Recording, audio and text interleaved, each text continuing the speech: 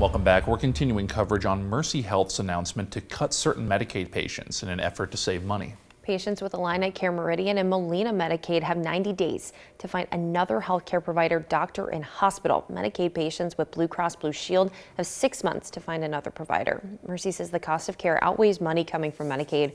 That means tens of thousands of patients would no longer get medical care from Mercyhealth.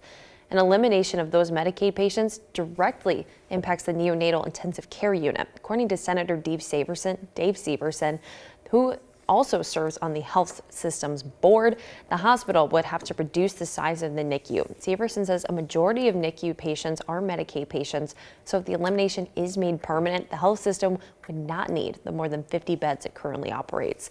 He also says the pediatric intensive care unit would be impacted and the behavioral health unit would be reduced in size. And we have reached out to Mercyhealth multiple times, but they have not gotten back to us with our request for interviews. Mayor Tom McNamara commented on how the city is looking at this impact on public health. It's pretty disheartening and incredibly disappointing to see any of our health providers reduce the amount of care that they're providing, especially to what we know is already an incredibly vulnerable population. And what we know is they're doing this during a really uncertain time for so many. But there is a possibility these cuts won't happen. That's if the hospital can reach a compromise with the state. Senator Severson says by Mercy making this announcement, it hopes the state will renegotiate the amount of payment the health system receives for its Medicaid patients, which means care for those patients could continue.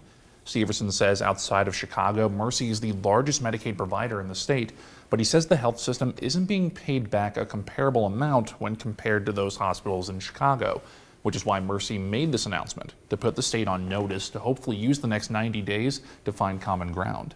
We're hoping that we can be negotiating with the state and the state can understand the impact of this is, and if we don't deal with it, then these complex cases are going to have to go to Chicago to get treatment, and that's going to really be a hardship for families, and the state's still going to have to pay for it.